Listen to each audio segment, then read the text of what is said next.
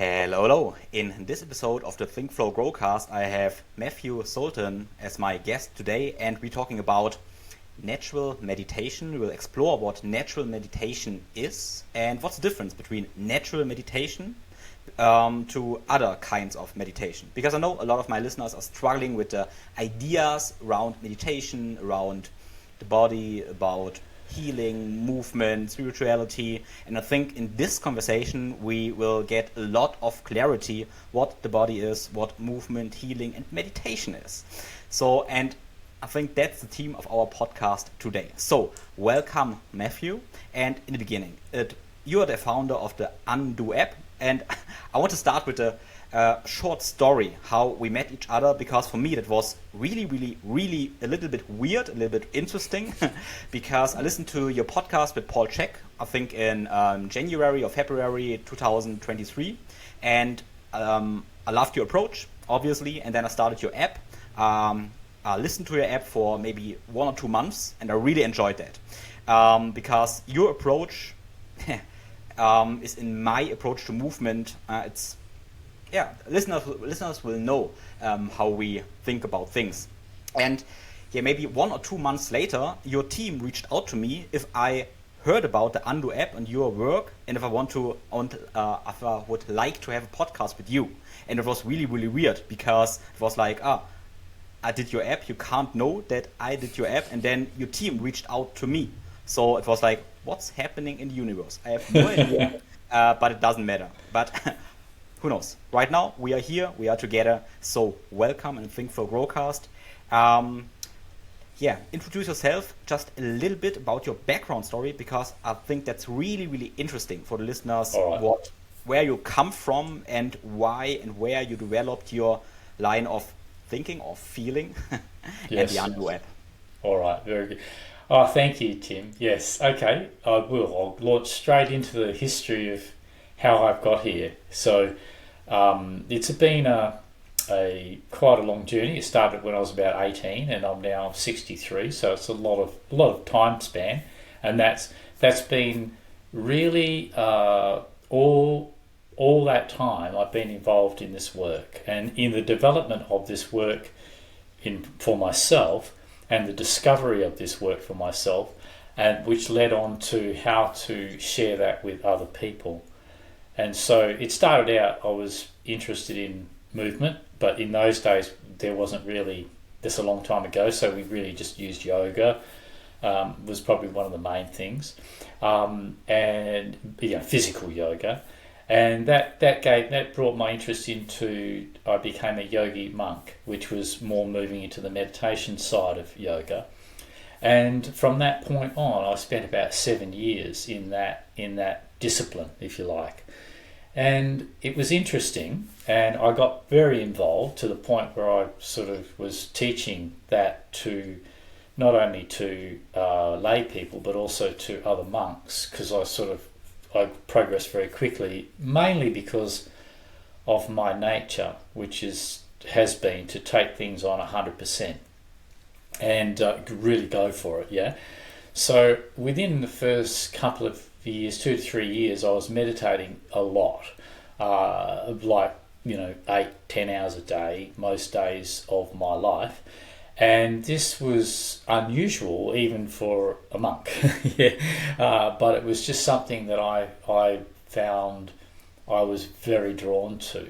And also I stopped using the technique. So we had a lot of techniques for developing and so-called improving ourselves and developing abilities that were perhaps considered clairvoyant or psychic, or siddhi was a word they used to use. And all these types of abilities and developments were, from the monk's point of view, was imposed. In other words, we used practices and techniques that were very highly disciplined and imposed from a mental understanding upon the physical body, or upon ourselves as a physical body. And one of the main problems was that we had a belief that we are not the body, which is a very common belief in the general spiritual community of the world. is that we are somehow some point of reference or point of consciousness or some entity that inhabits the physical body for a period of time, and the whole belief system around spirituality that most people have heard about and a lot of people have got a bit trapped in, and it's very limiting, which I'll explain as I go further. So I was also trapped in that, of course, and what happened was my system, I would have to say my entire system went into a disruption which was unique to myself at the time, even though I was living with many other monks and nuns also were involved, yeah. But it was unique to me at the time because it wasn't really a common occurrence where one's body started to erupt. My body started to erupt. In hindsight, I only understood this. So I'm talking about something I went through at the time, which I didn't understand. But I had no resistance to it. I was very happy for it to happen, even though it was a bit scary. And it wasn't something within the yogic traditions or Buddhist traditions that was familiar. It was just something that was happening for me. I'm sure it's familiar in the world somewhere, but it was something happening for me. And so I'll get down to it. And basically my body was rebelling to what I was mentally imposing, and through techniques and through meditations and through philosophy, in other words, through beliefs about myself that were different to what I'd learnt as a child, of course, but they were still beliefs about myself, which formed a point of identity about myself, or a point of reference in myself that I thought of. My thoughts became, I created a new self, if you like, the yogi monk rather than the guy previous to that. And that reference point of a self that was so in control of the body and going to make the body do what it must do, and it is an imposition that many of us put on ourselves and creates a great insensitivity to the wholeness of ourselves as a whole creature. And so this actually caused a disruption that started to take me over, mostly at night time, because during the day I was so disciplined. So when I got tired, I wasn't able to impose that discipline.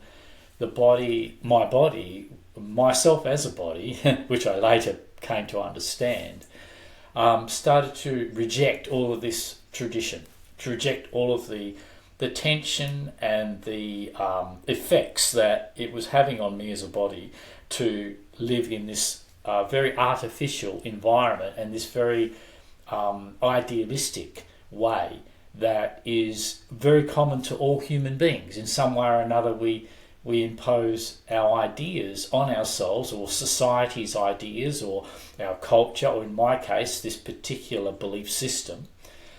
So we impose these beliefs upon ourselves as a body, which are in conflict with nature, in conflict with the nature of the body, and basically in conflict with the nature itself, the whole nature of the universe or the world that we're part of.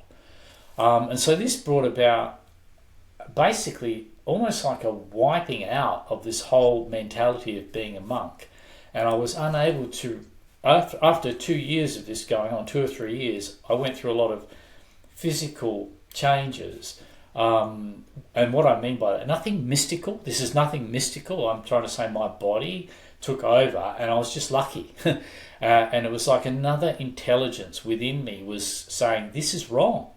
This is doing harm. And the harm that it was doing was it was causing a separation, a duality inside of me, where I was so involved in this artificial person that I'd created as the monk inside of this body, rather than an integrated experience of my body self, of the whole of me, of being a whole being, a whole creature. So this really shifted my perception. Also, something very important, because I'm going to talk about it afterwards, is during these long periods of meditation where when you sit for a long time, you have a lot of pain come up in your body, and when you have illness in your life, there's a feeling of that. When you have pain in a certain area, injury, which I would obviously have every now and then, like any other human being, and I'm talking about still during the time of the monk, I found that the feelings in my body, particularly the pains and the tensions in my body, I would just sit with those and not move, basically, and just let them be there. And what would happen over a period of time would these sensations in my body and feelings in my body would gradually dissipate, and the pain would get really, really bad at times, and then it would dissipate. And the dissipation of this, like, blockage of hardness in my body that was just stuck as pain, as it started to move, so the pain would dissipate, or the illness itself would dissipate, or the injury would dissipate over, sometimes instantly, sometimes over a period of time, which was dependent on how hooked up I was in that idea, actually. Yeah.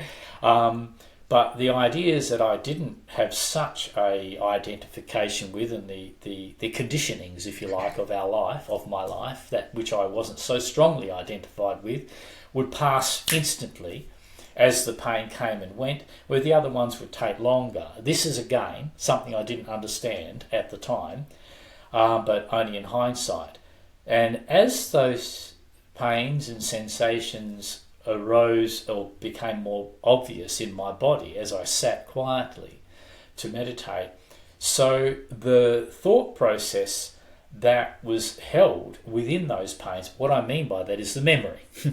The memory, or the ideal that was held in that tension in my body, would release, and I would have understandings come to me of what that pain was telling me about me, basically, and what I was doing to myself. And some of it was childhood stuff that would show up, but most of it was what I was doing to myself over the many years as a monk.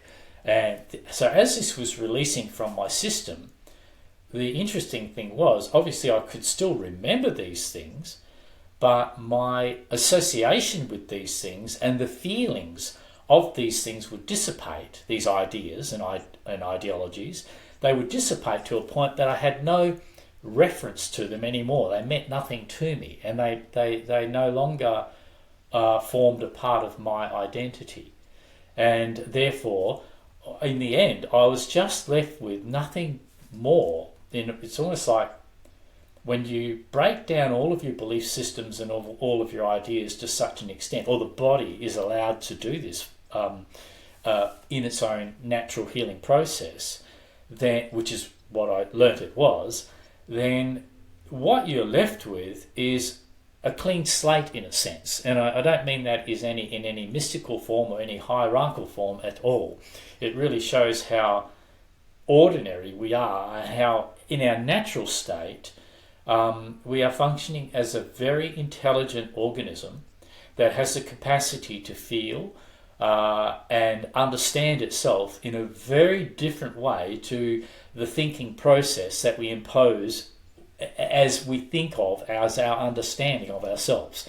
So when the understanding comes out of the organism, out of the body that you are itself, it's a very a deep sensed understanding, a sense of real knowing, rather than when there is the ideas about ourselves, how we could be, how we should be, and so forth. It's not deep sensed. It's not a knowing. It's superficial, to be honest. Yeah, it's actually something that leaves us, whatever we know about ourselves or think about ourselves that we've learnt from outside of ourselves, doesn't have that same stability, that same real full body sensation to it. It's more of a surface feeling or a surface understanding of ourselves that leaves us in a state of confusion, or a state of questioning ourselves all through our lives. Yeah, we're never really quite certain, because it doesn't really quite fit, how I should be, how I could be.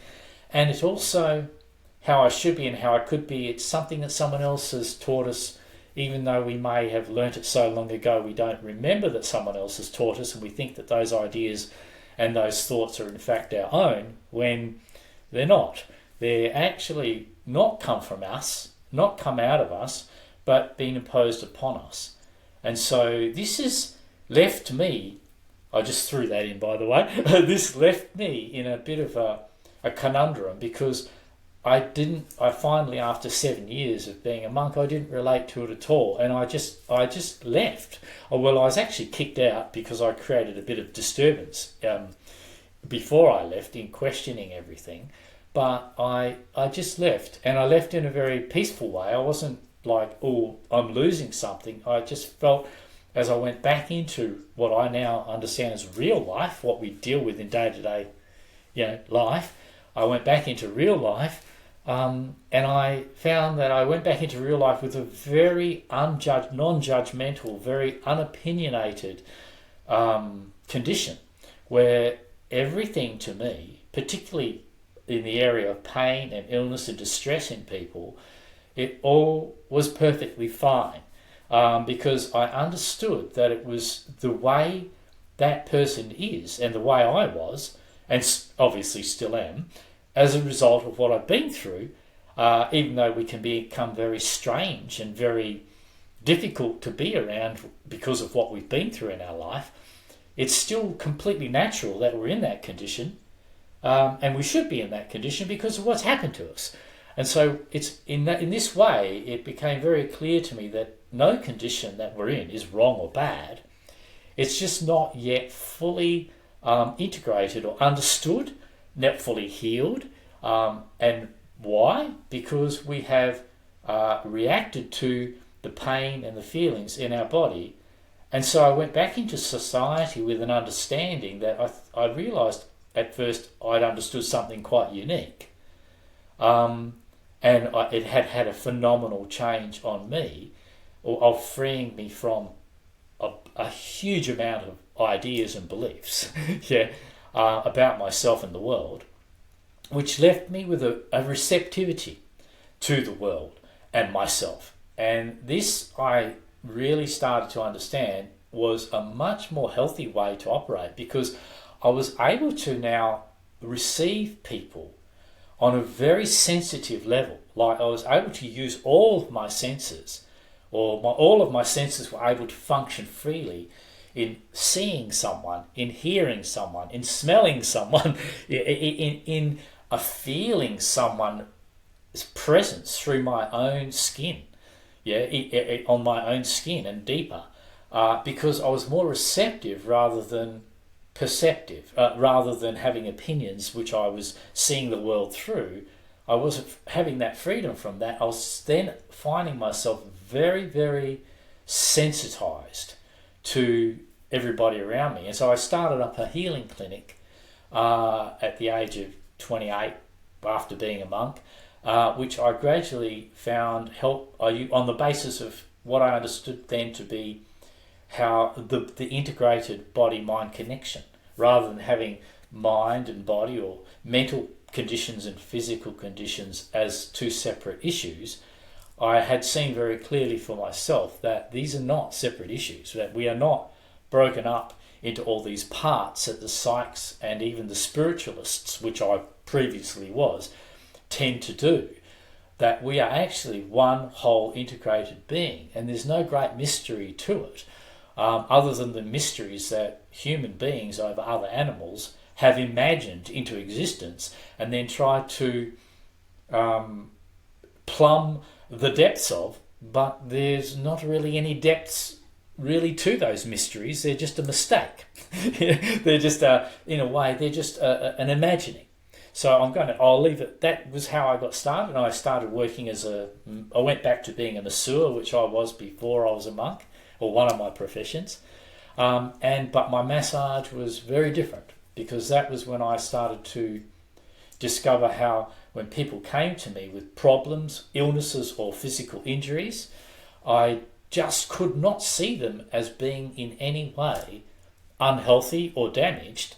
More, I was receptive to their whole body and their whole system as just being a conundrum to themselves where they've actually not finished resolving something in their life, and if it was deep, then it was held as a memory, and if it was a deep memory with all sorts of pain and maybe even traumas associated, held in there, that were expressing themselves in the physical conditions that I was working with in their bodies. And as I worked with these physical conditions in their bodies, I got more confirmation on what I'd experienced as a monk for myself. Because as I massaged or worked deeply into certain areas of the body, I was very busy. I had a very busy clinic. So after, thousands of people coming through my clinic at that time, it became very, very clear and self-evident, because when I worked on a certain area, on all these people, they would talk about pretty much the same topics of their life. And if I worked on a different area, it would trigger other topics in their life. So, and they would be the same in all those people, or very similar. So, what I was noticing was that we were holding particular memories and particular traumas in associated areas in our body. So, a very simple thing: if our shoulders were tight, I would release tension from their shoulders, and they would talk about the weight of the world on their shoulders, or the burdens in their life, or the burdens of a particular man or a particular woman. And if I worked on their, middle back, they would talk about a completely different set of issues. So I started to see that memory is not a mental thing, but rather something that we hold as tension in our body. And it's the fact that we are unable to understand how to feel that in our bodies, because we've become such thinking creatures that without feeling that, we're unable to heal that for ourselves. And so I then continued in my life to help people.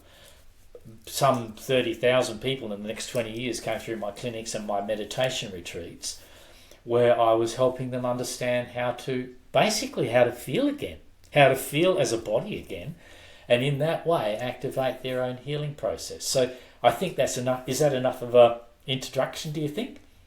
Absolutely. Okay, because you have other questions. I love it. So there's so much in there. I really want to explore what the thought process is, because I can really see that right now in Germany we say Zeitgeist, the thought process is a big problem, maybe a big hindrance, whatever. But what I would love to do in the beginning is to go through some examples, because I really love that. So let's say low back pain. I'm coming to you, I have low back pain, and then you said, okay, now maybe you will trigger my low back with some massage, and maybe a thought process is starting, and I have thoughts and emotions expressing something. So, but give us the example of the low back pain. What themes, what different planes of perception of reactions are experienced in your clinic, in your experience? Yeah, good.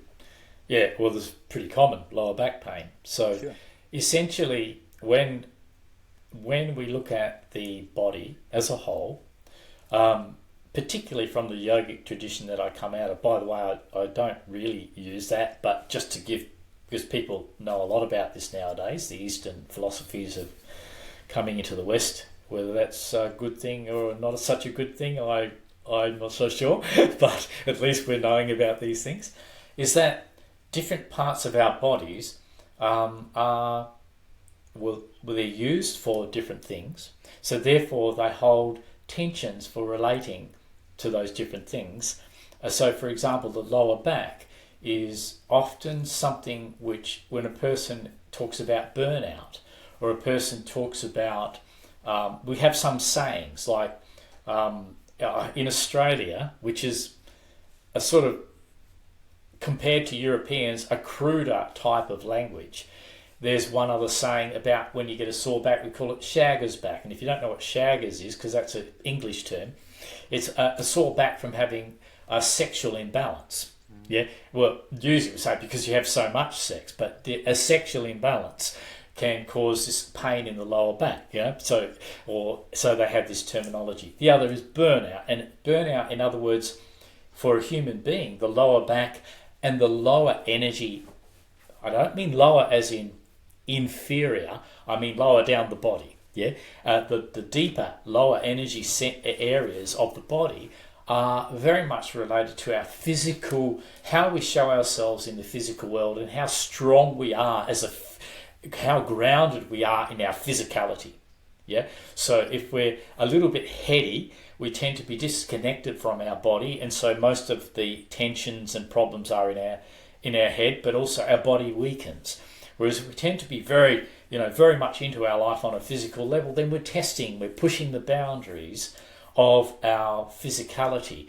And so it's very common for our lower back, hip area, to become strained. So I will tie the lower back into the hips, because very often the pelvis and the lower back injuries or problems tend to begin as an imbalance in the pelvis area and the tensions in that area. And so the pelvis is to do, again, with our sexuality on one level. There's many things it's to do with, but I'll bring sexuality into it there, because we have our major sex organs there, and our major sexual feelings and sensations begin there. Yeah. And so when the pelvis is rigid and the tensions are there, then sexually we will find that there'll be tensions sexually. Yeah, and so this comes obviously totally connected with the lower back. Well, I shouldn't say obviously, but it is totally connected with the functions of the lower back.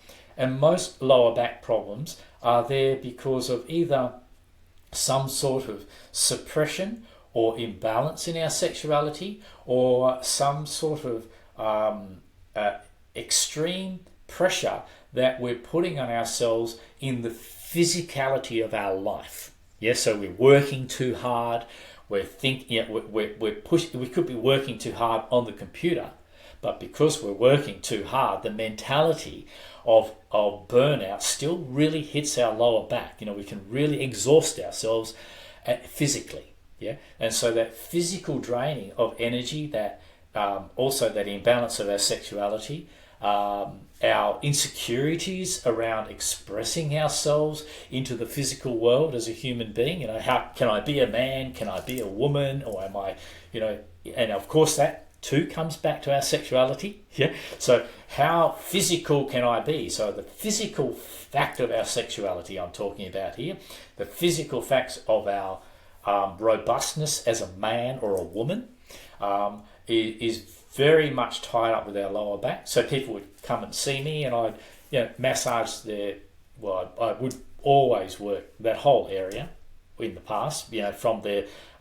basically upper legs right through to their back, the whole back actually, but to help, because it's all interconnected. I would not just work on one area, and what would happen was it would become very clear to me if there was what I was picking up in them, whether it was sexual or whether it's just purely exhaustion from the role they play as a man or the role they play as a woman in trying to keep up with the demand on a physical, practical level. Yeah.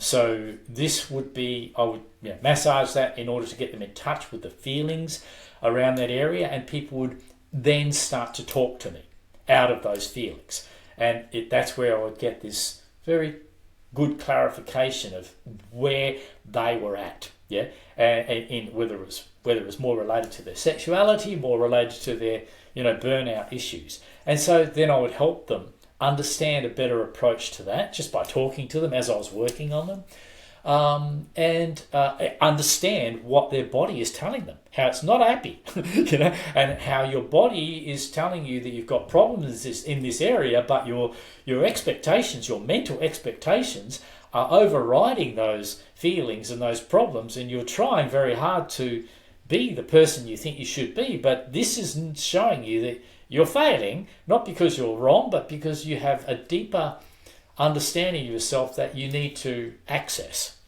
and need to get in touch with.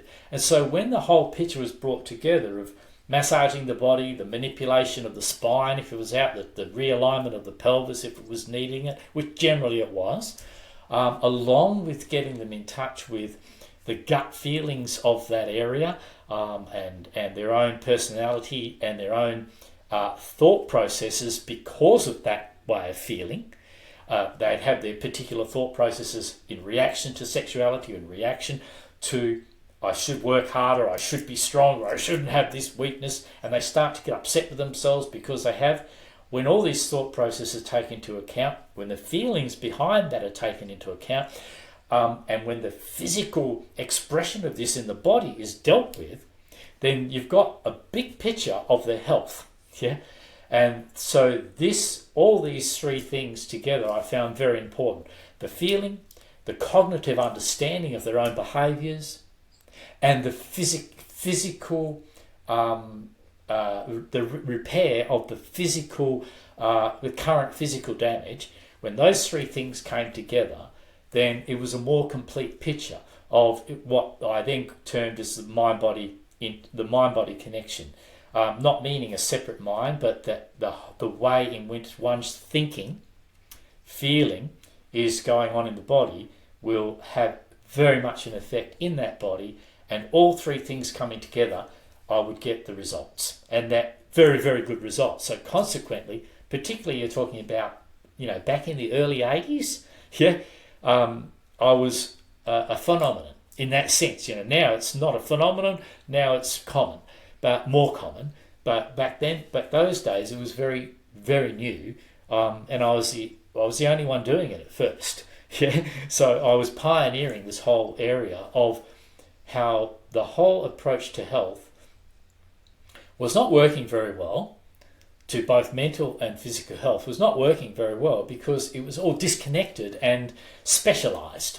So, they'd learn about one tiny area, which not understanding its relationship to another area. You'd learn about a mental state, not understanding even how to feel, or the deeper trauma that created feelings in a person, or ultimately the whole physical condition. So when that whole condition came back together, and I was treating it as a whole, in that sense, a holistic way, as time went on, I saw I had to go further and take it even further, which we'll talk more about when I talk about meditation retreats.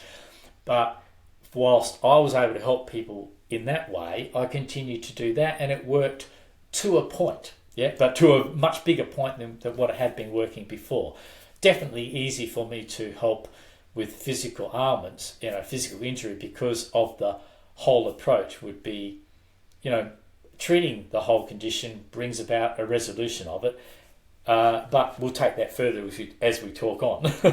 Yep. Yeah, beautiful. So let's take a second example, but right now let's guide us through a natural meditation process through maybe the example of I'm sitting and I have neck pain. A lot of people have neck pain. So how could the process look like with the physical sensations, the senses, feelings, emotions, thoughts, and how could people approach neck pain as a signal from the body?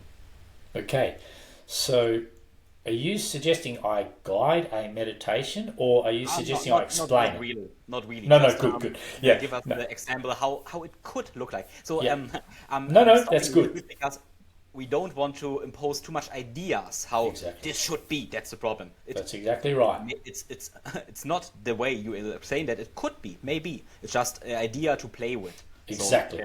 So I'm glad you said that. Yeah. I'm glad you said that, because this is where the meditation that I'm now sharing with the world in general is very unique to any other meditation that's ever been understood in history, at least that has been commonly known. And that is because it is an inside-out approach as opposed to technique meditation, which is an outside-in approach. So traditional meditations have an approach of, we're going to achieve this experience, this result, we're going to become enlightened by this process of the way we think, the way we act, the way we behave. So it's a whole imposition of ideologies become involved in that meditation practice.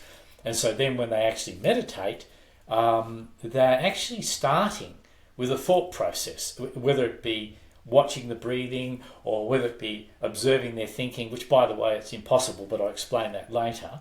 Yeah, and so whether it be whatever it is, they're starting out with an intention to achieve a certain result, which is goal orientation, and this immediately puts pressure on you to be something different to what you already are.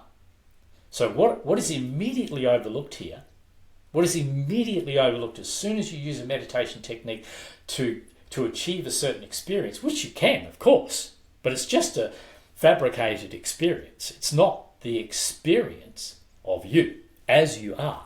So that's the thing that's being overlooked, is that really natural meditation, the inside-out approach, is to simply sit still. Sitting still is very effective because you're sitting still long enough, being still long enough to start to experience naturally what the condition of your self as a body self, as a whole self, is already in. Not to change that condition, not to set out to be any different to what you are, but to find out from your physical self, from your body, find out how you are. And that becomes your meditation. As you said, we don't want to impose any ideas of how it should be. So the example you gave me was a pain in the neck. So I've got a pain in the neck to work with. So what I would say is there is a mistake in the mind-body understanding of mind-body connection. There is a mistake, like the originators of many of them brought in the idea of, okay, we get in touch with this, we're causing our health issues through the way we're thinking, so that's wrong. We've got to change the way we're thinking. And then how do we help that? We're going to do some creative visualization to improve on our condition. Yeah. So this is all an attack, actually. This is all a misunderstanding, a superficial understanding of the body-mind connection, in my view. It's wrong. It's a mistake, and it doesn't work because it's actually overriding the truth of yourself as you are and trying to impose an alternative truth, a lie of yourself, to make yourself feel the way you're supposed to feel according to society, according to psychology, according to a tradition, according to your particular environment that you've grown up in. So we say, yeah, this is good because it's making people happy when they're sad. Well, no, that's not good. If you're sad, then you need to be sad. You just don't have a depth of understanding or a depth of contact in yourself with that sadness to appreciate the significance and the value of that to you as a unique individual. Yeah? You are an individual, and what has made you up as an individual is a lifetime of things that you've been through that no one else has been through. Yeah? So your meditation is about you. So how can I tell you how you should be? How can I devise a technique to help you? I'm only going to devise, if I devise a technique and teach you a technique of meditation, I'm simply brainwashing you. I am teaching you a form of really self-hypnosis. I'm helping you to escape the way you are and to enter into a state that you created through your technique. This is self-hypnosis. This is not meditation. Yeah.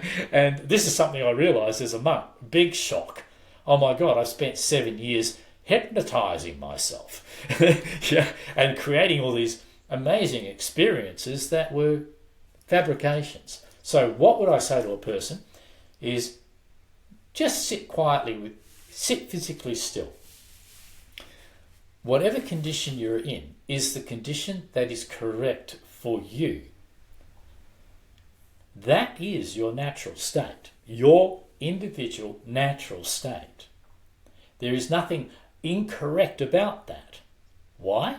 Because it is actually perfect in the sense that you have come into that state as a result of what has been imposed or affected you in your life, and your body is expressing perfectly that condition or the effects of that condition. It is not in anybody else, it is in you. Yeah? And that is showing how perfectly the body is expressing the stresses that have come through upon you through your life. So how can that be wrong? Whatever state you're in, it may be extreme. If you've been badly abused, then you may be a very angry and disturbed person. Yeah, That is, so you being an angry and disturbed person, how can you say that's wrong? It's not wrong. You should be. Yeah, you should be an angry and disturbed person because you've been abused. Yeah, so let's say that disturbance is lodged in your neck, and this lodgement in your neck of tensions that come up all the time. You think these tensions are wrong. They're bad. I don't want them there. They're not wrong. They're the communication of your whole system to express the effects and to reveal the effects that life has had on you, even though you don't like it, and give you an opportunity to heal and resolve those effects. You may not be able to change what's happened to you, of course you can't, but you can definitely respond to the way you are, and in this case, the example, in our neck, you can definitely respond to that and be receptive to that and give that a chance to fully reveal itself from within you by meditating in this very natural way, which is the meditation that the body does naturally, which is the body is always trying to get out of its system any damage or any effect that has occurred along the way. It's always coming back to its healthiest, optimal state. Yeah, but how it does that, it has to purge or it has to heal itself of these damages, whether they are physical, obvious damages, or whether they are imbalances of tension in areas that are really harmful, really hurtful to you now, even affecting your view of yourself and your thoughts. And these tensions in the neck will be there for these reasons. Now, the neck is a lot to do with a number of things, but basically our ability to see the whole picture of our life, to see in every direction, not just with our eyes, but to actually turn our neck, our ability to see, perhaps see the picture of another person. I'm in conflict with a female and I'm a rigid person, I'm rigid in that, so I can't really see her point of view. Yeah, so I start to stiffen up in the left side because that's about the female side.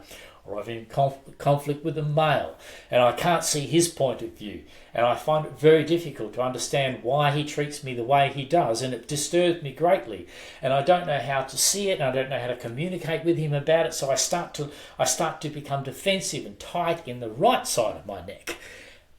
Conversely, if it's about me as a male or my female side, my femininity or my masculinity, in the same way, if I'm a little bit blind to that and some disruption or some imbalance in that area, then I find myself also tensing up in those areas of my neck. So that's just to begin with, by the way. As I work on a human being, or you work on yourself, or you come back into contact with the tension in your own neck, the first thing is to have the right approach, which is, this is not wrong, this is not bad. This is hurtful, it hurts me, my neck might be causing headaches and all sorts of problems because I'm unable to see things clearly. So the headache is also to do with not being able to see something, either about myself or about my life. There's a blurriness, there's a confusion. Yeah, eyes. So the neck affects our eyes. All the nervous system that comes up through the neck is attached to all these sensory functions and attached to ultimately part of our brain. It is a part of our brain function.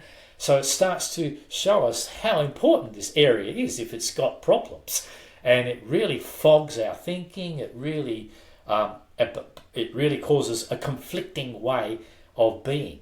So when we have neck tension, the basic thing is it's a sign that we are conflicted. We are in conflict with ourselves, or in conflict in relationships with others, or in conflict with the world. And why are we in conflict with the world, others, or ourselves? Is because we don't really understand it. It's not really making sense to me, and I don't like the way it is. Now, why don't I like the way something is? Starting with myself, I don't like having a sore neck. Why don't I like having a sore neck? Because I haven't really felt it long enough, gone to the depths of the feelings and the information that is held in that tension. That has to come to me, from me, has to come out of my body, out of this tension. As I let it dissolve, it will come to me. what this is about. Yeah? Not that you should have this as a goal. This is not a goal, because it might come to you as a result of sitting with tension in your neck and just letting it be there, just feeling it as a physical sensation in your neck, not analysing, not trying to work it out. This is not what I mean. Yeah? It must come to you, out of you. So it might happen when you sit for meditation, you're sitting with your neck, and then you feel this tension in your neck, and you just say with the tension, go, well, it's there for a reason. I don't understand it yet. That's why it's there. But my first point of understanding begins with the feeling of me. That's the first point of understanding ourselves as a person. The only way I know myself is to feel myself. I have to feel myself. Yep. What I think about myself is not necessarily correct, but what I feel is true. So I feel that. I know that I'm tense. I know that I'm in pain. So I'm feeling that, and as I'm feeling that in my neck, I'm also changing my attitude in the very approach to that, which is I have to feel this in order to understand myself, not because there's something wrong with me, but because there is something that needs to recover.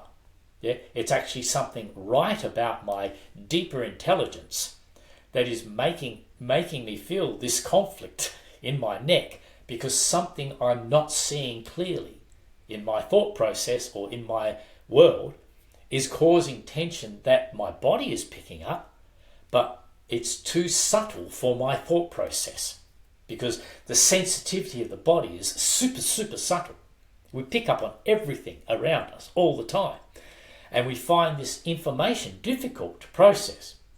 And this is another reason we have blockages in our neck, because we pick up so much information through every part of our body, and then we have to process the information through feeling it in the different parts of our body. Yeah, and that sometimes it's very difficult for that information to process, and the amount of information that's in a sense available to us, because we're reacting to feelings in our body mentally, we're reacting to ourselves mentally, and I'll put the mental at this point down to the head area. It's not purely isolated to that, but I'm just going to use that as a part of how we function.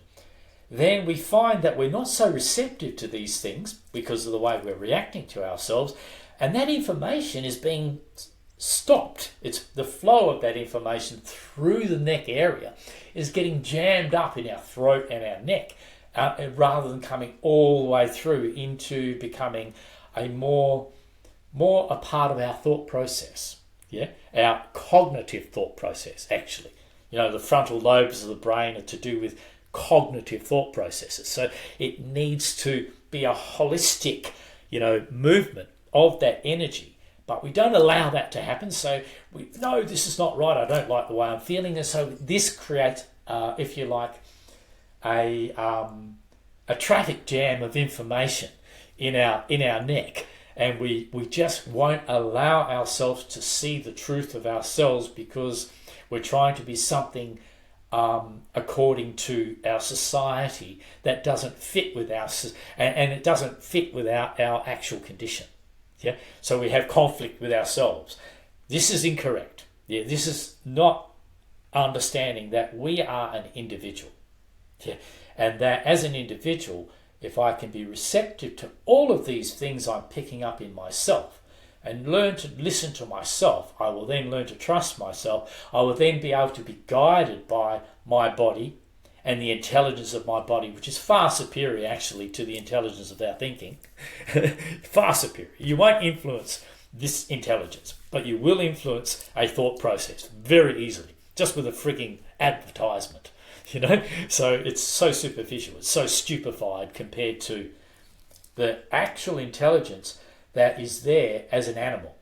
As an animal knows something is wrong, something is not correct about what you said, but I don't quite get it. Why don't I get it? Because I'm not allowing that process through my neck. So our neck is a big area of tension, as you probably know, which is probably why you brought it up as an example. It's a big area of our tension, which is one, because of our conflict, but the bigger picture, a little bit bigger picture, is because it's a part of our whole movement. Yeah, we talk about movement. Movement is internal and external, and there's the movement of life that we are is massive and very complex. Yeah, it's not just some central point in the brain or a mind or a soul. It's a massive organism that's got so much connection going on. You cannot really say which is the center of me. Yeah, when my knee hurts, that's the center of me. When my head hurts, that's the center of me. Yeah, depends which is screaming out, which part of me is yelling out the loudest. In this case, when the neck is really giving you trouble, that becomes the central focus on you, from within you. That becomes the central point of view. Yeah, and so listen to it. It's there. It's being annoying for a very good reason. The intelligence of your body needs to become cognitive as well for you to fully process what your body is at odds with and what you are at odds with at a deeper level than what you would normally think about, and therefore live a life of confusion. So go easy on yourselves. When you're talking about meditation, it's not a goal-orientated thing. That is saying there's an end product like enlightenment or some superior being that we can become. To me, this is just harmful. We'll talk about this later. This is harmful because it interferes with the intelligence of life, which is, to me, is just a process. There's nothing wrong with me to begin with. And that's what I'm trying to communicate here. There's nothing wrong with you because you are a German or an Australian or Indonesian and you are of certain behaviours. You have those problematic behaviours because of history, sure, and because of your history. Well, that history is your history, but that history doesn't need to be your history other than on a mechanical level. When you identify with it and associate it with it, I'm a German, I'm an Australian, this is when it becomes a problem. Then you lose your sense of yourself, of a living organism that you are, part of the whole natural world that you are. The body is nature. We're not, and so when we're disconnected from ourselves, we're disconnected from nature. We want to walk in the bush to be connected with nature. We forget that, wait a minute, the origin of our disconnection with nature is to disconnect from our bodies, because that is part of the natural world. That comes out of the natural world. Whereas the spiritualist likes to think that we come from some other world into these bodies for some sort of adventure. Okay, they're allowed to think that, but to me there is no evidence of. There's evidence that we are part of nature. The body is made up of the same stuff, and so an apple tree grows apples, and the planet Earth grows humans. Yeah, and it's very complex. So we are part of this earth. We are part of this whole natural world. But when we get too caught up in our thinking and think we should be something better, something more, that's when we start to create all of our conflict with one another.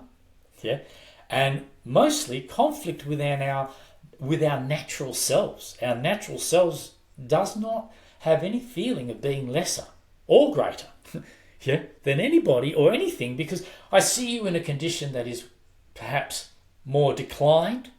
My neck may be relaxed and your neck may be in tension. Oh, does that mean I'm a superior being? Because it's ridiculous. Of course not. You're going through something which is relevant to your processing of a life experience which I have not had. So if I had the same life experience as you, I'd be feeling the same as you. Yeah? So how can you possibly be somehow inferior for the condition you're in, mentally or physically? It just doesn't make sense. If I'd been in the same difficult situations you've been in, I would be feeling pretty much the same and struggling with pretty much the same, process. So what I want to help people do, and I hopefully am helping people do, is to be receptive to that process that is unique to you. Yeah, and understand it's not just unique to you. It's all of us are going through some process of our life experiences coming out and becoming difficult for us, and then us having to have a correct way to approach those. so that we can receive those life experiences rather than judge, criticize, and try and be different to that. But see that, well, I'm like this because of my life experience, and I can develop through this, I can process this. It doesn't make me a better person, it just means this is just my path, what I'm going through. And it doesn't make me, I'm not a better person at the end of it because I was the person I was before it ever started. When I was a baby, I was absolutely perfect.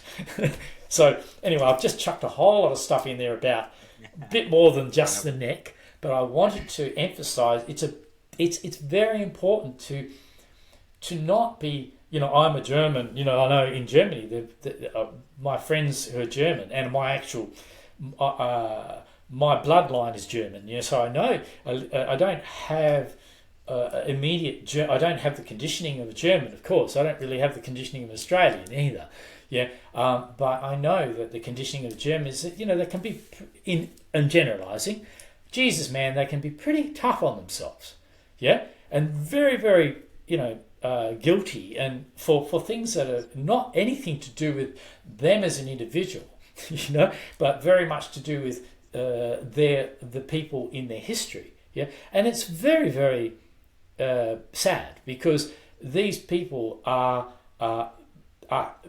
any culture has its problems, and those problems are not helpful to the individual, but it's up to the individual to process those problems when they come up, understand this is not me, it's an effect on me, and how to process that effect to leave you ultimately free of that effect, so you can come back to the person you were born to be, not the person you were taught to be or indoctrinated to be. And this natural approach to meditation is letting your body guide you. It's an inside out. There's no goal orientation because there's nothing to achieve. You're already whole as you are. This is the big con of the mystical professions and the spiritual, religious professions, is to make us think there's something inadequate about us in the first place, and that we have to do something to improve on that. Now, later on in the talk, I think we're going to talk about that and the fallacy of that. But at this point, I think the neck is very important to you, or the back is very important to you, or the shoulder is very important to you, because that's something in you, if it's troubling you, I will guarantee it. I'll put my name on it. If you've got trouble in some part of your body, this is your best friend. This pain is your best friend. This is your personal enlightenment. Is when you can stop fighting your pain and start to be more receptive to it. It's not there to harm you. It's there as a stuck part of your process of living as a human being, and you just need to get that moving again. Hence, movement is very good. So there was so much in there. I don't want to expand on the German history thing, but that's something I'm into in the last couple of years pretty much, and I can really feel how my body has to process so much of the history that are pretty deep levels we have to go through at one point, but that's heavy. That's not that obvious, maybe not the superficial level, but that's processing too, and that absolutely takes time, takes depth. It does. It's a big thing, And so much, that's heavy enough. You don't then need to bring down some artificially formulated technique or belief system that says, oh, right, now, on top of the fact that you're a German or you're an Australian, you're whatever, you also are inadequate and sinful, and you need to atone for all of that. Oh my God, no, this is all bullshit. But it's very powerful. It may be untrue about the individual, but it still has a very real effect. Just because something's untrue doesn't mean it won't destroy you.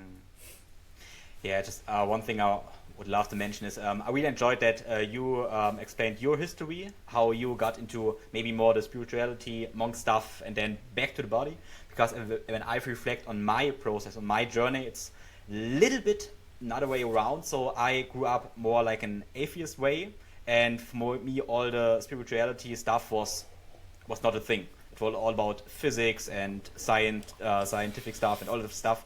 And yes, that was like I approached things. I want to understand my body because my body, it was like my physical body. But in a way, when I went deeper and deeper into my physicality, into my body, I really saw all the spiritual truths, who knows the connections through all the things. So in my way, I found my way to spirituality, and spirituality is not nothing more for me than seeing the interconnectedness of all things. The interconnectedness, yes. Yeah, the interconnectedness.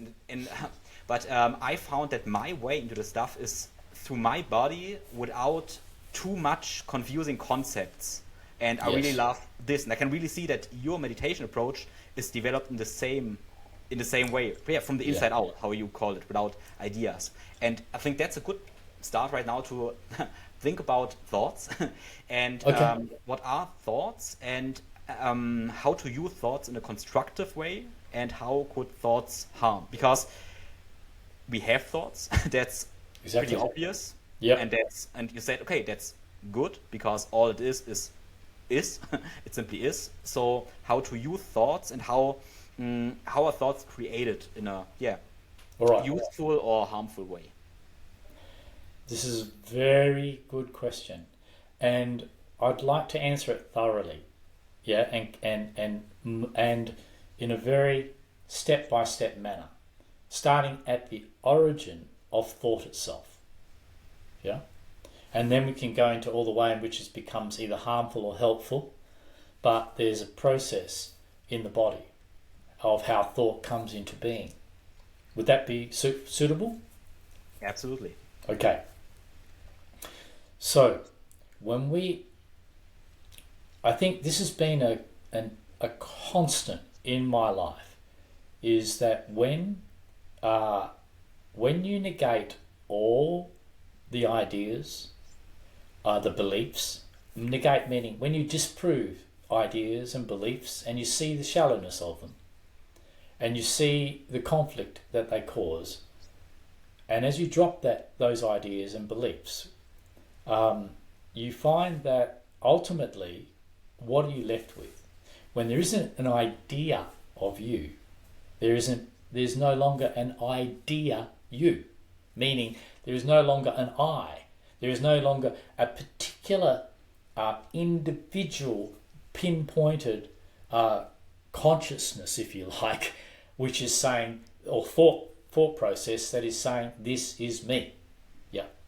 And so people find this a bit frightening at first, that the person that they think they are is an accumulation of ideas.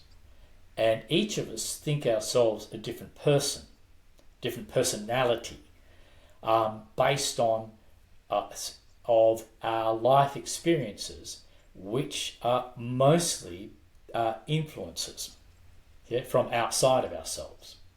So our thinking ultimately at a certain point, at any point in our life, is a continuation of what we have been taught to think from other people, and how we've been taught to think about ourselves based on how we have been treated. So none of this is coming from our own internalization. None of this is coming out of us. None of this is ourselves finding ourselves for and from ourselves. This is all us being taught and conditioned into being a particular self, a particular type of person. So we see, as you mentioned about Germans, I mentioned about Australians. I've lived around the world, and where is the common denominator? It's not in all the cultures and all the beliefs and all the ideas and all the thoughts that we have that make up not an individual, but a group of people. Yeah. So we lose our individuality in thoughts that we share with others. So how I think about the world will be how I've been taught to think about the world by the group that I've grown up in, and therefore these are not my thoughts. I have never discovered any of this for myself, so I am in that sense a believer. I don't know anything for myself. Yeah? I live my whole life trusting and believing in my community, and that is often devastating, leads to devastation. Okay, so this is the problem with superficiality of the thought process, that we think all the time, which creates an experience of ourselves being a particular type of person in a particular mental condition. And that mental condition affects the physical condition of the body, because it's not really separate at all, which I'll explain. So, this is what we're getting from outside of us. Drop that. When we negate all of that, what is left? What remains? What remains? What we're left with, and what I found after all this spirituality, and I negated the belief in a mind or a soul or a spirit, down to the point where, unless I thought about those things, there was no way for me to experience those things. Yep. If I'm not introduced to that idea by somebody else, I won't think about it. Yeah. Or if I don't trip over that idea through some experience and interpret my experience based on the idea of a soul, spirit, or God or something, I would never even think about it. Yeah. But I'm fed that idea from the environment, and I'm fed that idea from what I don't even realise I've picked up from the environment, and I use that idea to create an experience of the idea itself, which is not an experience of something real. Yeah, it's experience of an idea. But when I can't think, when I negate my thinking, which is what happened for me, happens for me every day, but happened for me particularly when I was going through that process as a monk, because I had all these ideas and all these beliefs, was that I found it impossible to experience myself as a soul separate to the body, as a spirit separate to the body, as some mind that thinks. I found it impossible to experience that without the aid of my thoughts about that, or my belief in that. Once that thought process stopped, all the product of that thought process was gone as well. So what did that leave me with? You imagine if you just stop thinking, and everything that you think about yourself is dependent on you being able to think about yourself. And you just stop thinking, and you just can't think about yourself. There is no way. You are empty of any idea about yourself. Something remains. And it's not mystical. It's the body. Yeah, in this second, this moment, I love the feeling. I really love the feeling when everything drops, and there, for me, it just feels like a well of so much sensation, and that's I love it. I love it. It's so such. I say a well because for me it's so clear. It's so easy. It's so much clarity, and it's just it is. It's so beautiful. I love the moment when you say, okay, no thinking, and then, wow, so much life. It feels like life. That's it. Yeah. Well, I shouldn't say you got it. I just want to say that's exactly what I'm saying. Yeah. So you've understood me. Yeah, why have you understood me? Because you've understood that in you. If you had not had that experience, you would be able to, like many people listening might have to do for a while, you'd be able to interpret what I'm saying. But you won't understand me until you understand it in you. And that's where it takes everybody off the pedestal. All the guru traditions fall over. This is not about somebody teaching someone else something that they don't already have and know and are. It's just removing the crap that's in the way all the in fact, it's just removing all your thoughts about yourself. Really removing all your thoughts that you think about yourself until there is nothing left but the body. But as you put it beautifully, what does that mean? How do you know the body's there? Sensation. It is this well of sensations. Yeah, and this is, and as you described it, this is fulfillment. The art, the trick of fulfillment isn't in trying to get something more. The trick of fulfillment is to get rid of everything that you want, or think you want, or been taught to want, to be without that mentally. I don't mean go and burn your house down. I mean psychologically drop that craving, or let that craving burn out when you see that it's simply not working. I'm saying too much. The simple thing is what you were saying. Just drop all your thoughts about yourself, which sounds difficult to do, but it doesn't matter. Or how do you do that? If you find that difficult, just come back to the feelings of your body. And there you have it. You have yourself a feeling, sensory creature. Yeah, same thing, feeling, sensation. Yeah, a feeling, sensory creature. And there you have something that is self-evident, something that exists whether you think about it or not. Yeah, and that to me defines reality from illusion.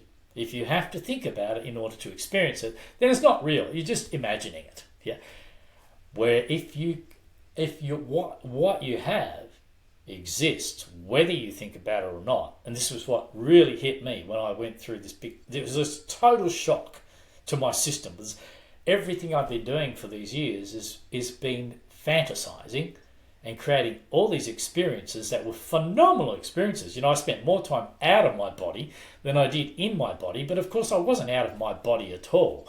I was just disconnected and disassociated in the amount of intense experiences that I was causing through self-hypnosis or meditation of that type. Yeah, and so I wasn't out of my body. The body's still there. I'm just isolating into a tiny, tiny piece of it.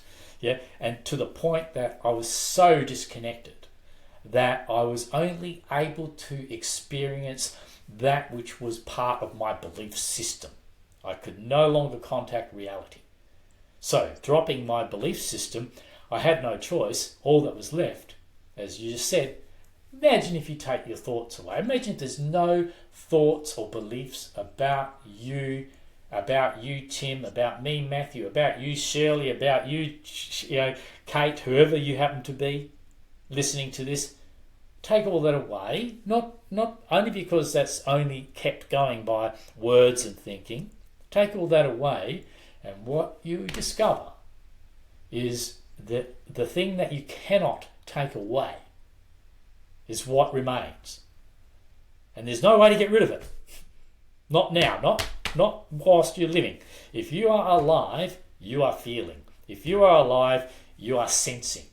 Yeah, you can't stop yourself. You can't stop these ears from hearing. You can, through meditation techniques, you can disconnect from that function. Yeah, which is very harmful.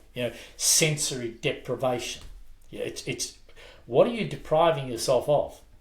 You're depriving yourself of fulfillment. Yeah, like you said, when you come back to your body, it's just you, just the body, just sensation. There's a well of fulfillment. That is the secret to our fulfillment. Not what we get, but what we already are. Yeah, and getting in contact with that. When we just look, when we just listen, not think about what we're looking at, not think about what we're listening to, but be receptive rather than imposing ourselves through our thinking. Yeah, I see something, I don't have to describe it, I can just look at it. What does it feel like inside of my eyes when I look? What does it feel like inside of my ears when sound is causing those vibrations that tell me I'm hearing something? It feels complete. It feels full. And when you bring that to the whole body at once, as you just did, the sensations of my whole body are just massive. There's just so much energy there, so much life, as you put it. What is life? To me and to you and to any other human creature or any other creature, life is themselves. Yeah. And you don't know life beyond that, actually. Not in the way you know yourself. Yeah? Because I can't feel what you feel when you feel the presence of the sensations of you as a body. You can't feel what I feel when I do the same thing. Yeah? You don't know as a direct experience what it's like to be me. And vice versa. But what you do know, beyond anything else outside of your skin, what is it that we can know? What are we equipped to know in the only way we can know it, and that is ourselves. The only way we can know ourselves is the feeling of ourselves, not our knowledge, our thinking about that. It's the feeling of it before we adulterate that with our interpretations mentally. Yeah? Just the feeling of it. That's knowing. That's knowing yourself. Now, knowing yourself is unique to you and unique to me. Right? And therefore, it's quite private. And therefore, your meditation must be about you. If there is such a thing as enlightenment, then it must be a different enlightenment for every single creature on the planet, and there's no way that we can know that it's not. Yeah, because you are coming to know yourself. The dog has to know itself. The bear knows itself. Yeah, and possibly the tree knows itself. I don't know about the tree, but yeah, but I can very much relate to other animals. Yeah, I can relate to them sensing. I can relate to their intuitions. I can relate to their sensitivity because I have it too. Yeah, it's all there in the body. So when you feel that fulfillment in yourself, when you come back to dropping those thoughts and ideas about yourself, what do you have? Sensation. Now, your question was about thought. Yeah, we have sensation. We have sensation, only sensation of our own existence to rely on from before we were born. I don't mean before we came into, before we were somehow created in our mother's womb, but perhaps very soon before we were born. And if that's confusing, from the time we were born, doesn't matter. We have sensation. Yeah. We come into this world, out of our mother, just like an apple grows out of a tree. Yeah. And we come out of this world. We are part of this world, an expression of something unique from within this world, yeah, which we completely overlook. Yeah. So we feel so isolated, like I'm some little thing inside of me that I've come from outer space or I've come from some different plane, which fuck knows what that is, excuse me, but I don't know what the hell that is. Yeah. Yeah. Of course you don't.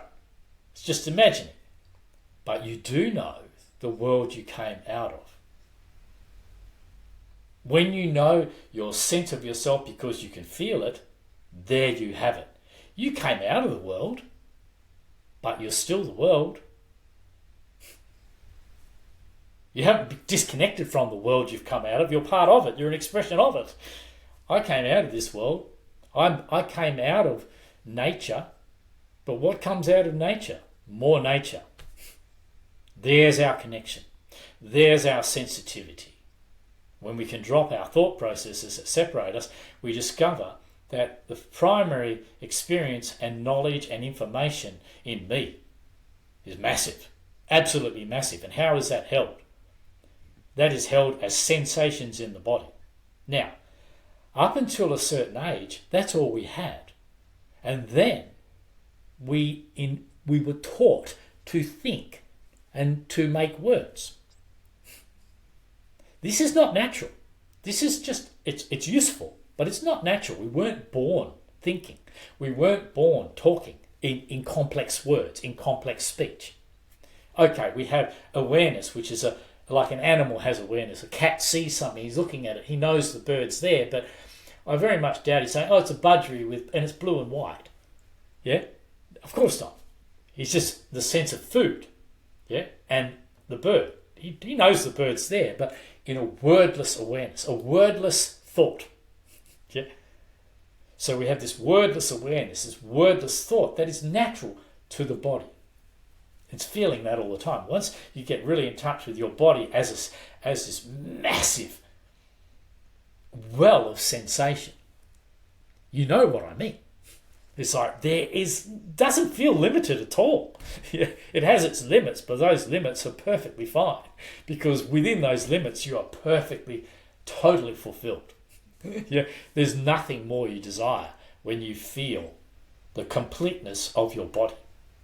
Yeah, and I mean that, and I know you understand what I mean from your own expression, but this is something that most people don't know what is meant by this, and this is not something for them to pursue or to try and achieve, but simply to stop trying to achieve everything, stop trying to pursue, and come back into the physical condition of yourself right now, however that happens to be. Whether it's disturbing, whether it's unhealthy, whether it's painful, that is you right now. So what do we have there? We have these sensations. Then we're taught to think. So it's a very important point that we're taught to think. We invented thought as a species, but each individual expression of nature that becomes a human being has to be taught all over again. Over millions of years or hundreds of thousands of years or whatever it's been, we've never adapted to, we have never evolved into being born as a thinking being.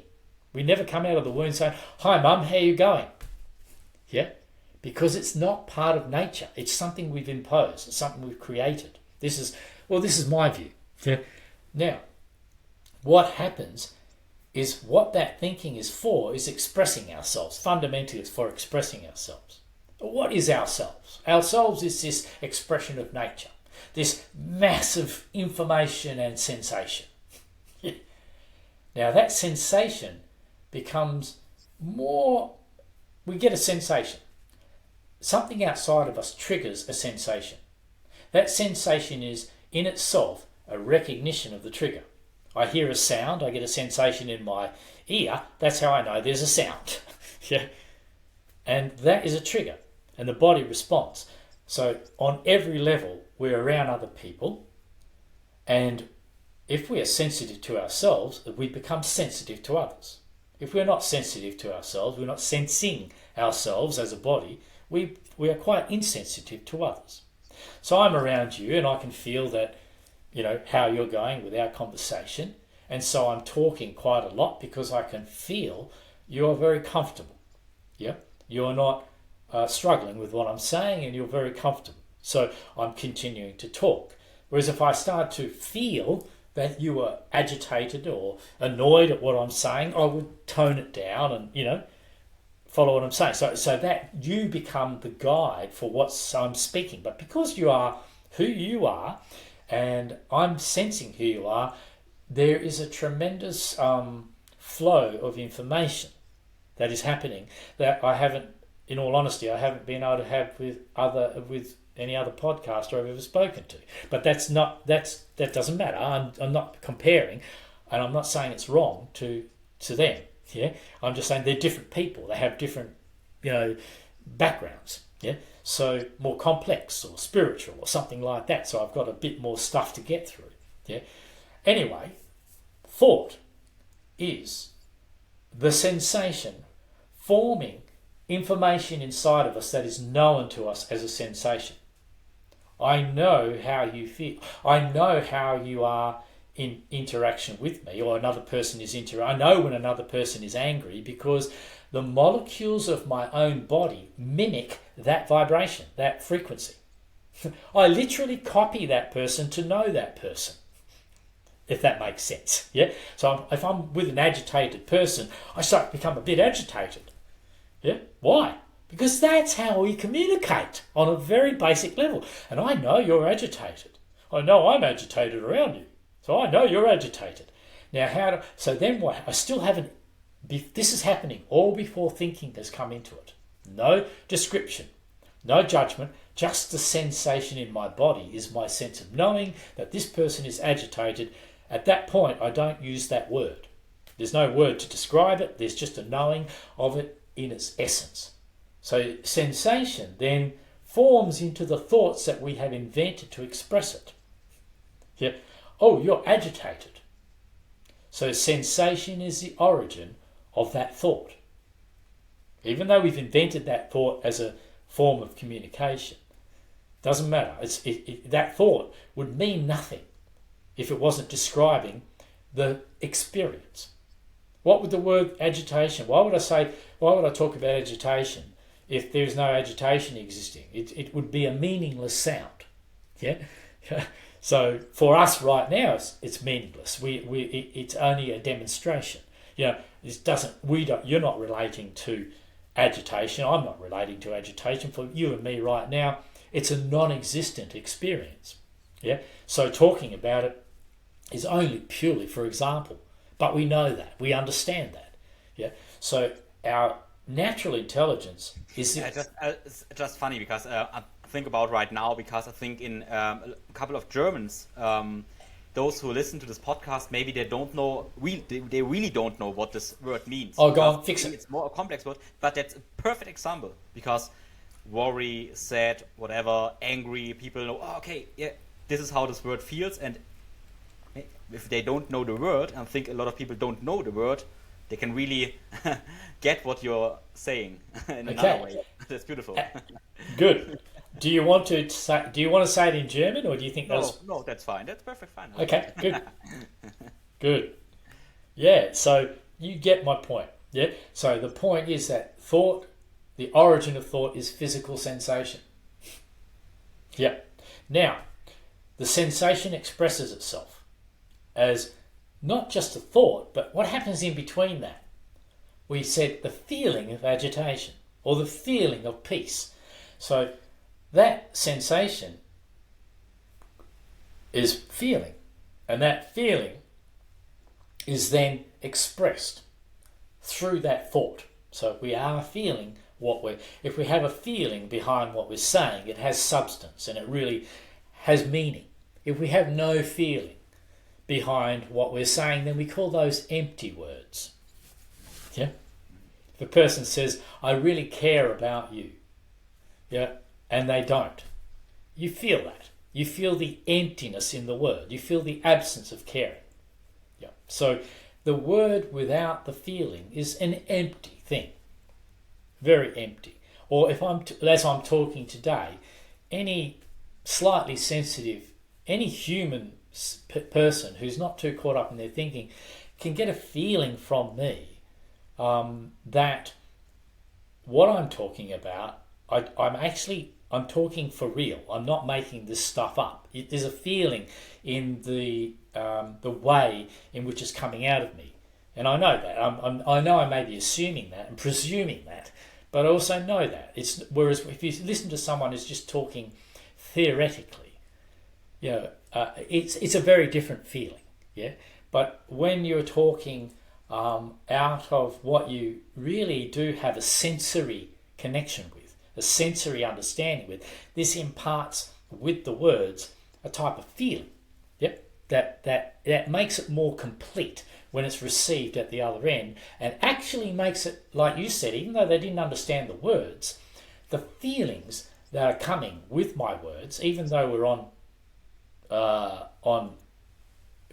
computer, on the Zoom call, these feelings are not restricted that much, a bit, but not greatly, not totally, by distance. Yeah, and this is felt. One can feel that. So I'm not going to go into all of that right now. That just is. But talking about thought. So the origin of thought is sensation in the body, feeling in the body, and that feeling, that sensation is information, and that information can be massive. If you, for example, think about somebody you know very well, someone who's very close to you, someone you know very deeply, who is very important to you or who you're very close to. Anybody in the audience can think about this. And how can you, when you think about you knowing that person, then think about how would you tell me about that person? You would have to speak about them. Now, how would you describe them? How would you say what you can feel, your felt sense in your body of that person is all about that person? How long is it going to tell you? How long are you going to take to tell me all about them just using words? Yeah? Look at the difference. The massive intelligence that you have in 1 second. I say, tell me about your closest friend. There, boof. You have them. You have all about that friend in just a feeling. That is information. Yeah. Tell me about you. You have all about you and your life and everything in just a sensation. That is information. It's all there, held in the body. Memory is held in the body. Everything is in the body because there isn't anywhere else for us to hold it. Yeah. So it's a sensation, a tension, a vibration, which is simply causes different tensions in our muscles in the body, which through doing movement you are unlocking and you are accessing and you are stimulating into processing and healing. Yeah. So this also happens through stillness. Yeah. And it just in a little bit different way, but essentially the mechanics of it are the same. It comes back to feeling. If you're moving and not feeling, it's not going to work. Yeah, you have to be slow enough to feel the movement of your body, to be in touch with what your body is doing, which means to feel it. Yeah, then it will work so much more than someone who can't feel it. Yeah, and so it's the same with sitting quietly with myself. So there I have sensation, information, feeling. Sensation is all about the body. It's all in the body. Now then I have the words that I've learnt to express that, or I have to make words up to express that, whichever it may be. Yeah, before we had computers, we invented the computer, and then we had to invent the word to describe it. Yeah, we have this information, we need a word to describe it. So it's just an invention. It doesn't exist, it doesn't mean anything unless there's something for it to describe. Yep. So then we have the word. Now, I have a sensation. You ask me to talk. I have a sensation. I respond to your question, and look at what flows out of me. This is a natural way of flowing, natural way of expression. I don't know what I've said up to this point. I've forgotten it already. Yeah, because it's come out of me. I've not questioned it. I've not judged it. I've not criticised it. I've not analysed it. I've not thought about it before. I've only felt the sensations inside of me that are triggered into an urge to express when you ask me a question, and it pours out of that sensation. I only know what I'm saying as I hear the words coming out of my mouth. Now, this is a natural form of expression which we do. All people do at times. You know, we get stimulated and we go babble, babble, babble when we talk. Now, there's no judge, there's no critic in between the feeling inside of me and what I'm saying and the words that come out of me. Yeah? And as the words come out of me, what happens to them? They're gone. Because they don't really exist. They're just a vibration in the molecules in the around us and so forth. Yeah? They don't actually exist for very long at all.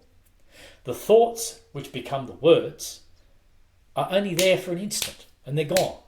So there's nothing permanent about those. Yeah? And where do they come from? They come from the well of information in the body that expresses itself. Okay, so in that is how sensation becomes thinking, becomes expression. When does thought become a problem? Thought becomes a problem when in between that, between sensation and expressing ourselves, we introduce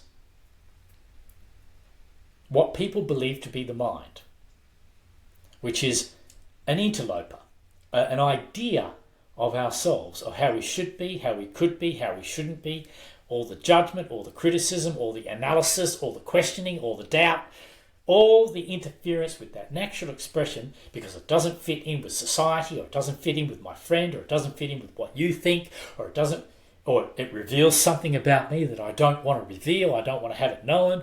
How will you treat me if you know that about me?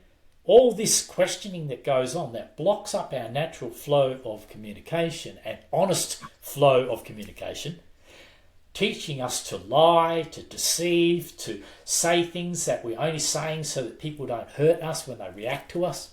Yeah, all of this is our thoughts that we create about ourselves. And the thoughts that we create about ourselves, in fact, as I earlier spoke about, thoughts about ourselves are what become that self, that interfering, judgmental, critical, socially created self. Otherwise, it doesn't exist. This is what. So this mind doesn't. It's not permanently there. It shouldn't be there at all. But it comes in because we have so much fear and criticism, and so much doubt, and so much history that we are trapped in, that causes us to identify with that. And when we identify with something, we create a feeling of permanence in ourselves, of being permanently this way, which is completely untrue. We are different every day. We change all the time. So that is a reaction to ourselves, and that becomes a reaction to the world outside of us. So when thought becomes reactionary, it becomes problematic. Okay? Why does thought become reactionary? Because we have opposing beliefs and opinions that we've been introduced about us which are harmful. Yeah? That we're not good enough as we are, that there's something wrong with us. And these thoughts and opinions are based on ignorance. And ignorance means what we choose to ignore about the truth of ourselves, because it doesn't fit with the ideal that we're supposed to live up to.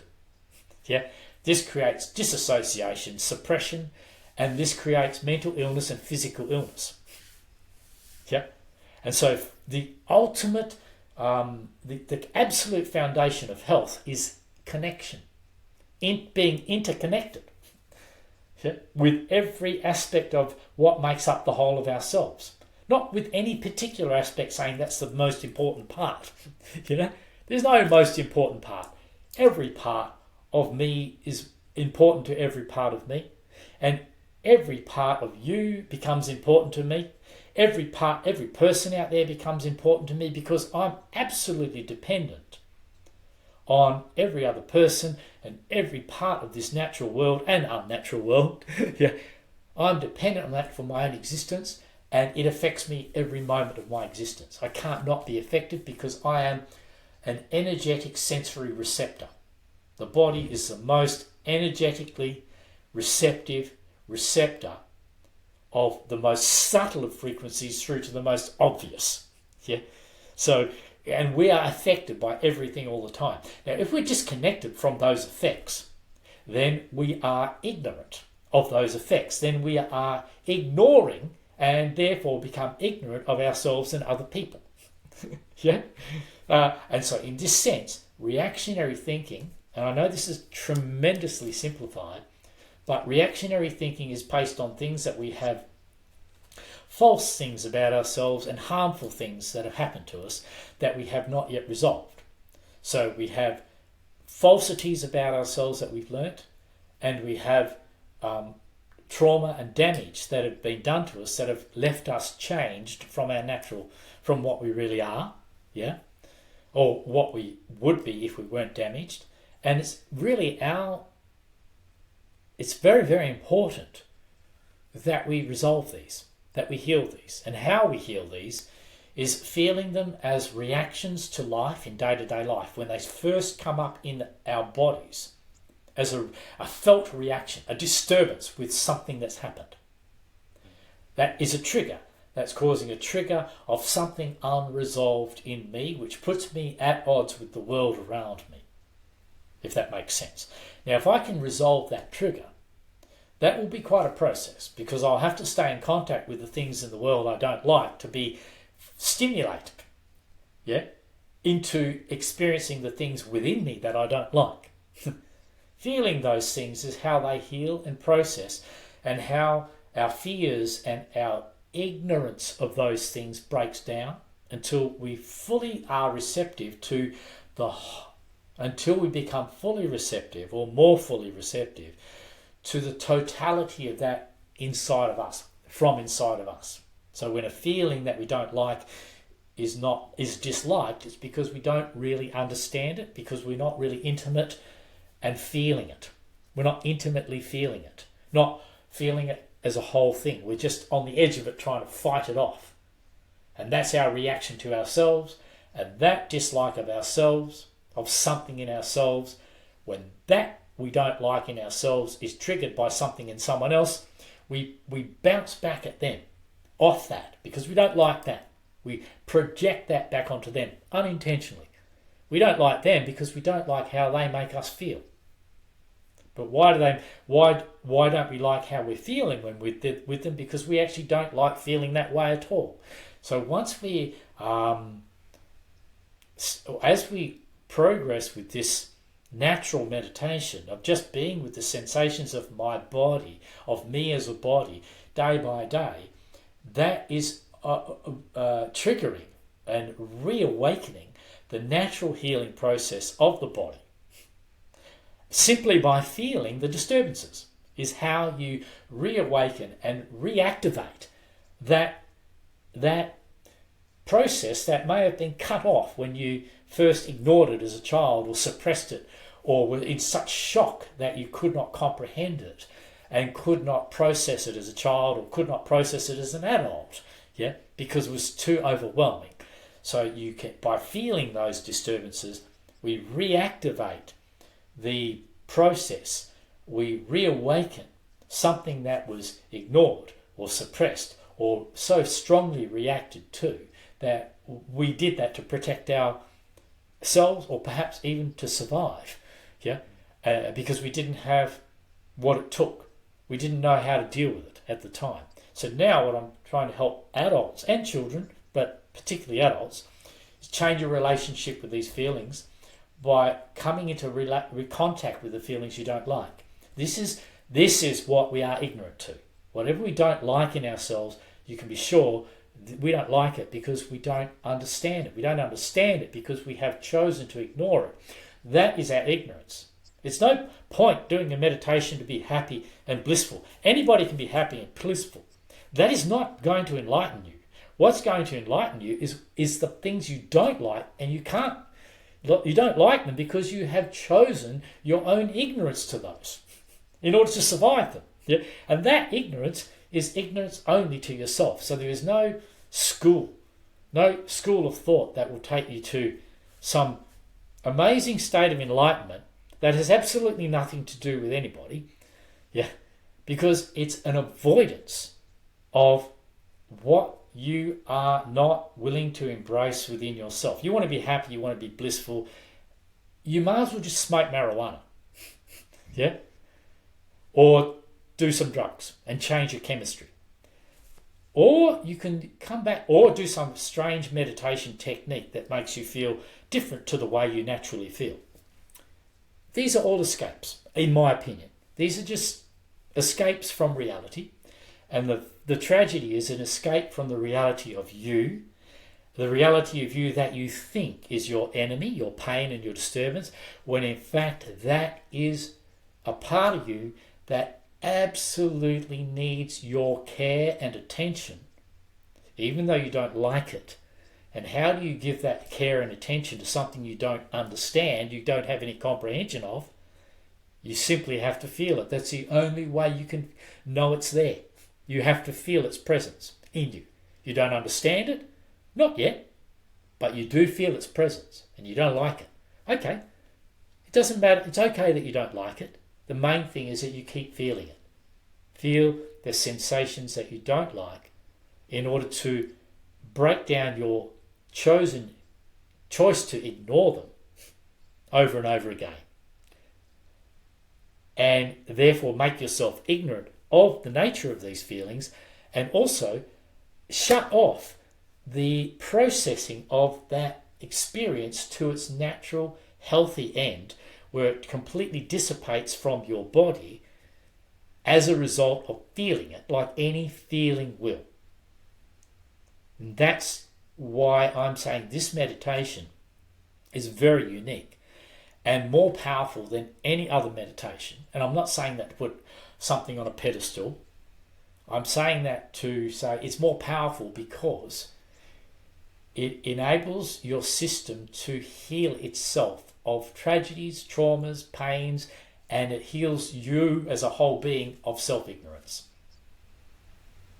Yeah? Without looking outside of yourself. It's all happening in here. Yeah? So the thought that becomes a reaction, I've talked a lot about that, but how to deal with it is to feel the reaction in your body. And I will go so far as to say that mental illness is reactionary thought. That's it. When I am in reaction to a fact of life that I don't want, or in reaction to a feeling in myself that I don't want, that reaction builds on itself to become a continual reaction to something that I cannot be rid of. And that becomes very elaborate forms of mental illness, disassociation, disconnection, split personalities, multiple personalities, schizophrenia, whatever you like. The origin of all mental illness is this disconnection from something we don't like in ourselves, which then also causes us to fight against the facts of the world that we can't change instead of learning to live with those by breaking down our own reaction to those until we're able to deal with how they make us feel. These facts of life, people say this world's terrible. It's not so terrible. It's nowhere near as terrible as your reactionary thinking is making you think it is. So to live with yourself as you are, to live with the world as it is possible. Without pretending. It is possible. But you really need to discover for and from yourself this self-empowering fact of you being a sensory, alive being, full of pain as well, but that pain is part of your life until you heal that and you start to recognize that you are not on your own. You're not an isolated entity that's come from some far off realm. You are part of the natural world. Yeah, you are part of this whole world. You're an expression of this natural world. You are as connected to this world as everybody else. It's just your thought process is disconnecting you because you're frightened of pain. Yeah. Okay, that's enough of that one. I think that probably says a lot. Yeah, absolutely. Yeah, I love it. So, and for me, all what I really can sense and experience feels like life, and that's for me the only point. And it doesn't matter that much if it hurts or is it bliss. It's life. But if I'm numb or if I am an illusion, then that's for me painful. Really, another way painful because that's not real life for me. So that's all I can feel is life for me, and I like it in a way. Even if I don't like it, it doesn't matter because it's life. So yeah.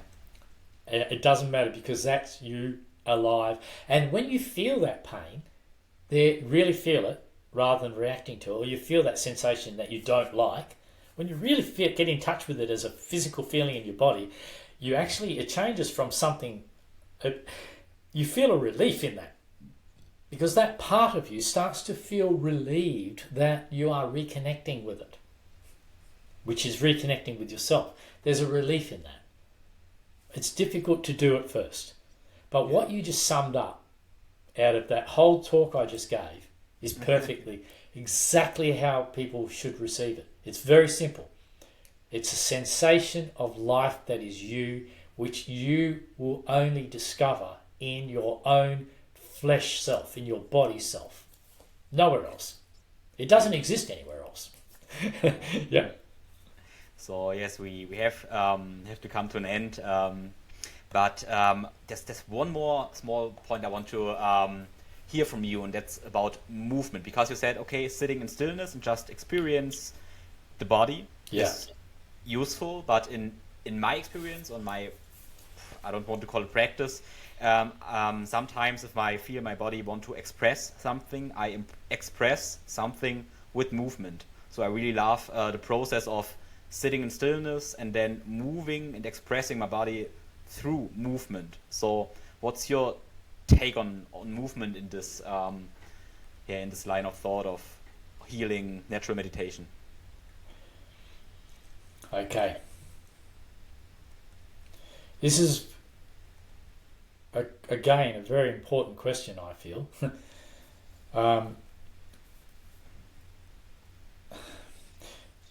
Where movement is very important to express, well, firstly, to put you in touch with where you have difficulty moving, which is the blockages of your life experience, from your life experience. And that's all it is, actually. Yeah, it's a blockage. In your current life, you've got a rigidity about you in some mentality, or from your whole life, you find this will be a part of the physical restrictions. It's not wrong. It's right. It should be that way. Yeah. So you are coming into contact with a characteristic that is not just a characteristic of your flesh, but a characteristic of your whole integrated self system. Yeah. It's a characteristic of, when I say not just a characteristic of your flesh, I don't mean something extra spiritual or mystical, not at all. I say such as, what I mean is it's also going to be a characteristic of your behaviours, which are that which comes out of you into the world.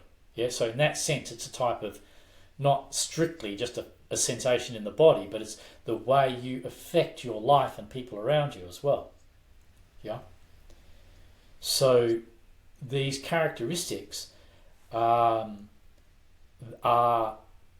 restrictive, particularly restrictive characteristics, will be discovered the most easily if you simply bend over. Or in other words, if you try to move in a way that you don't normally move. Yeah. And you will come up against these. And so you'll find as you get older, I'm a bit older now, I'm 63, but I'm very fit and healthy, because of these characteristics being resolved along the way that would inevitably come up for me every single day of my existence as I'm dealing with business and people and life, and will continue to in the future. This is going to always be part of my existence, is that I'm going to build up tensions and so forth in my body until those tensions make me aware of the characteristics sometimes. Yeah? So those tensions in my body are my first knowledge of something being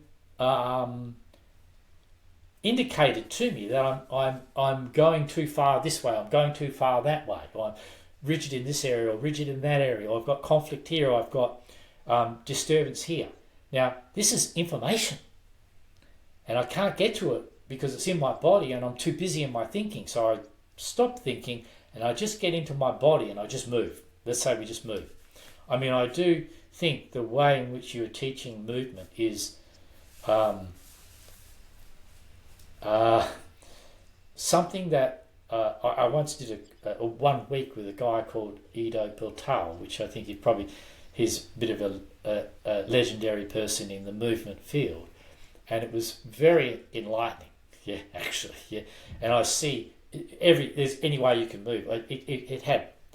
I'm not saying, and that doesn't take away from what you're doing. It's the same. You know, whatever you're doing is going to be a unique expression of what you have come to understand and allow flow out of you to teach people their movement, and your sensitivity to them is what is going to make that movement right for them and so forth. So, but I just wanted to say it was rather intense, but it was very, very revealing of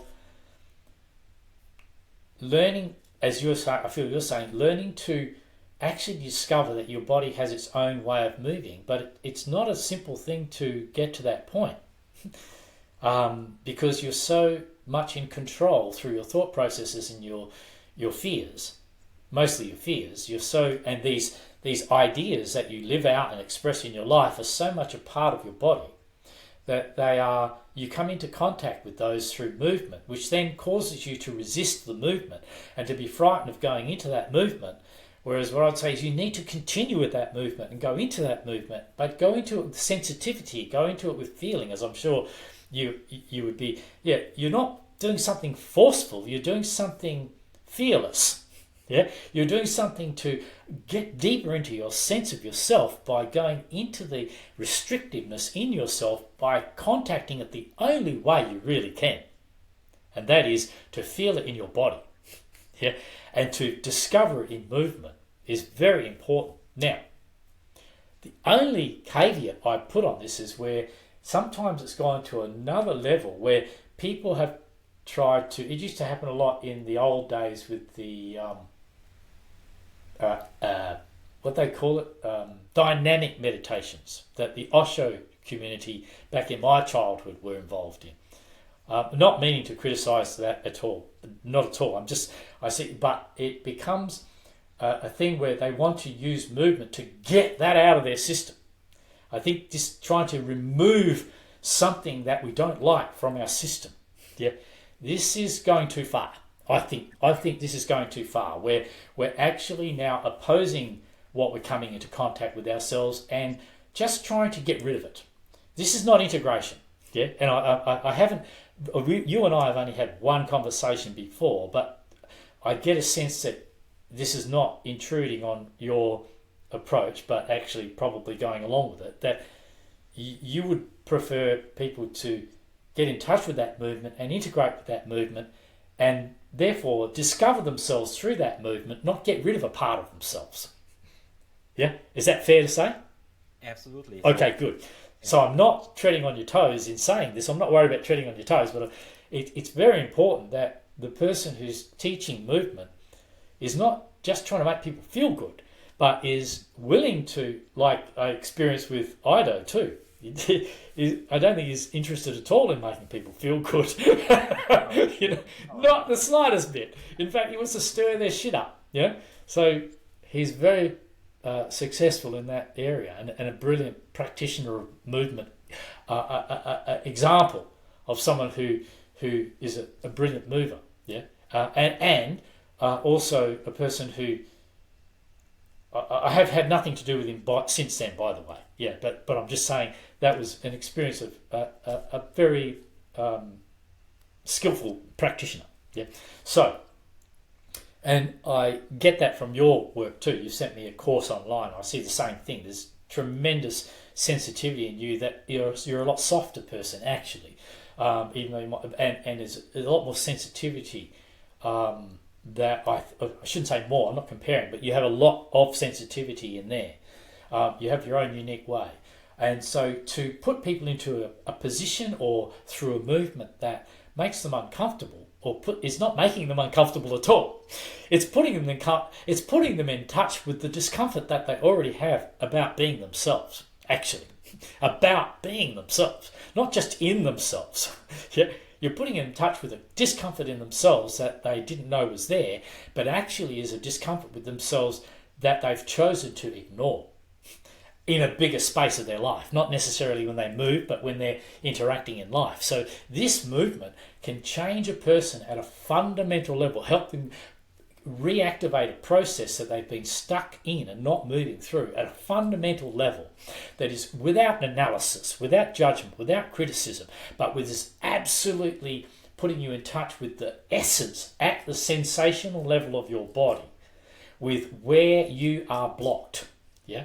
And to be guided well through a movement practitioner through that, I think I would expect that ultimately you will start to unpack yourself or untrap yourself, that your students would unpack or untrap themselves eventually to a point where they can actually let their body move all of its own wisdom. Yeah? Now, this is where I would expect you are very much at in yourself. And I know you'd also say there's also blockages there. That's okay. And I would also say they're going to come and go every day of our lives, as I said before. It's not some ideal, amazing thing to achieve. It's a healthy, sensible way of living yeah, that makes you a normal person, not an abnormal person. So you are not doing something extreme. You are doing something very balanced and very sensitive. Yeah, where you are using movement to get in contact with yourself and any disturbances that a person feels, even emotional, psychological disturbances. This movements will put you in touch with traumas and feelings in your body that are really disturbing, and therefore you may need to take that further. I shouldn't say further, but you may need to incorporate. It would be great benefit to incorporate not just movement, but stillness. So you get in contact with these things in your movement, or vice versa, and then rather than trying to force them out of your body, particularly if they're not changing so easily, you need to go deeper into them. Then this is where those parts of your body that you're finding quite rigid and quite stubborn, yeah, are parts of you, not parts of your body anymore. Let's say parts of you now, you the body. Let's drop this separation. And by being with them in stillness, then you allow the body the movement which is internal to continue. And you reactivate this internal movement. Meditation is silence, but not stillness. Yeah, physical stillness on the outside, but definitely not a stillness on the inside. Yeah, it is massive amount of sensation, and when you allow that to happen when you're sitting still, then you are really allowing your the stillness to really be with the intensity of a trauma or a pain, and a memory can unlock and begin to really unravel inside of you in that stillness. And I think this will happen to some degree with movement, to a massive degree, but I think, and I don't want to conclude by saying this, I would say that with these deeper blockages, I would say you probably find you need to do the other part of movement, which is internal movement, allowing it to entirely do it itself. Yeah, I would think you'd need to sit still with those feelings in order to really have a very holistic, powerful approach to healing anything, or allowing your body to heal anything along the way. But I hope. What do you think of that? Do you think that's intruding, or do you think you agree? You find you agree with that from your experience as a movement? I agree absolutely with that. Okay. I agree with the combination. For me, it's a process like a wave. In my practice, for example, every morning I'm meditating and do my movement routine. It's not routine. It's not a routine, but it's like a flow. What my body needs right now. And in my courses, I guide my clients first, maybe first through movement and then into stillness, or the other way around. Doesn't matter. Doesn't really matter. Sometimes it's that, sometimes it's that. But I agree 100%. Yeah. Yeah, and at my age, I do some intense exercise, basically 5 times a week. Yeah. When I was a monk for 7 years, I did nothing, and it was totally out of balance. And I'll say something which is interesting. When I went to this man's course that I mentioned before, just to mention that, I hope that all of my listeners know about Ido Portal. I learned a lot from Ido, and he influenced me maybe 10 years ago a lot in my thinking about movement, and so it's a big influence for me too. Good. So I hope my listeners know about his, and there are great documentaries with Ido, and I just will put them in the show notes because I think it's inspiring, it's thought-provoking, and yes. Yeah, really good. And it was interesting because he puts you through a bit of a test to make sure you're okay to come on his course. And at the time, I think I was 60 years old. When I got there, and being a meditator, his experience of what meditators are like, he expected a weakling, like a very unhealthy, very unmuscular, very placid, almost physically non-existent wisp of a man. Yeah. And this is what he said to both myself and my wife at the time. He was shocked at our physiques, at our strength, one arm push-ups and this types of things that he gets you to do, no problem. Yeah. So this type of physical vitality and strength and stamina, he was shocked by that. At first, not shocked, I shouldn't say shocked, but he said at the time, I did not expect you to look like you do. Yeah. And so we were both lean and muscular and able to perform, not because I'd ever done movement before, but particular movement, but simply because I use my body with strain. I push it to its limits, and sometimes beyond, which is okay too for me. I wouldn't say that to everybody.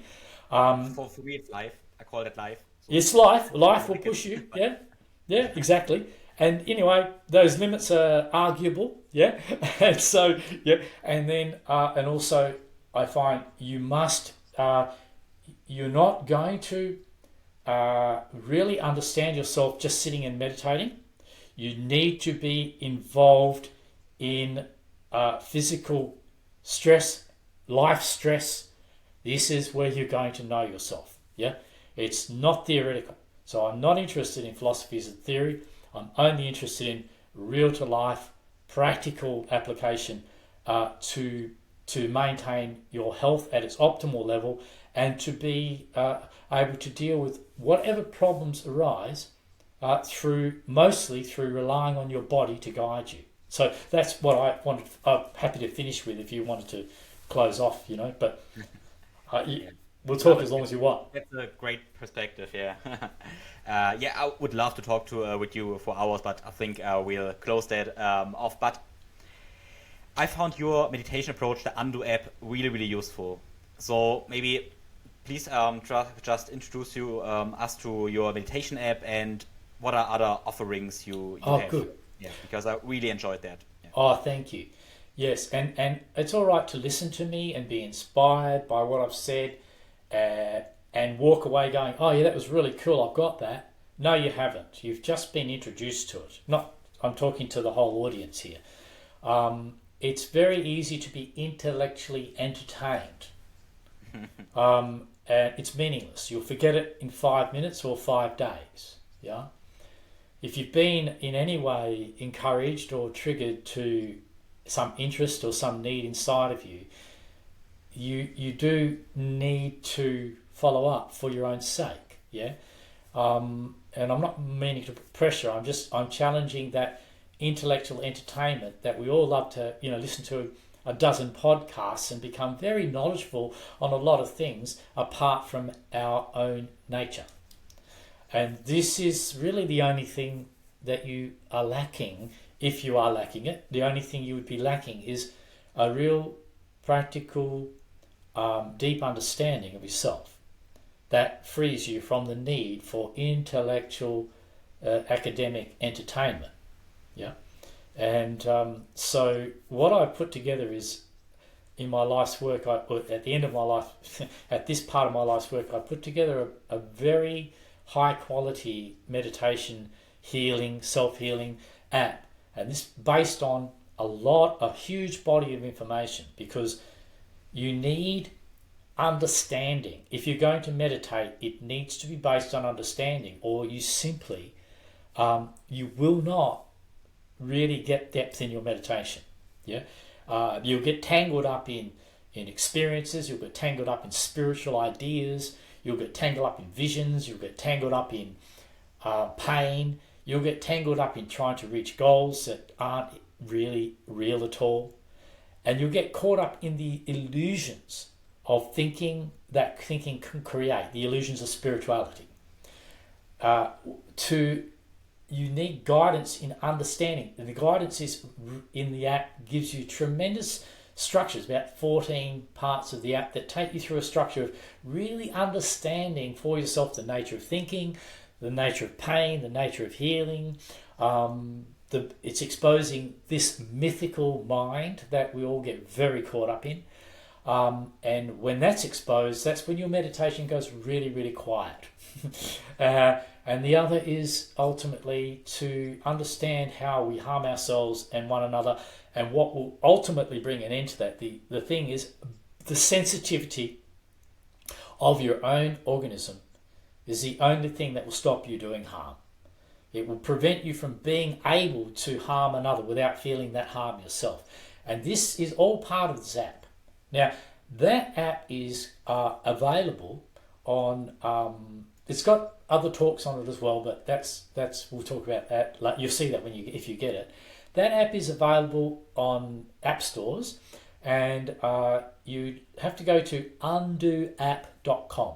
UNDOAPPDCOM for the mobile app. I also run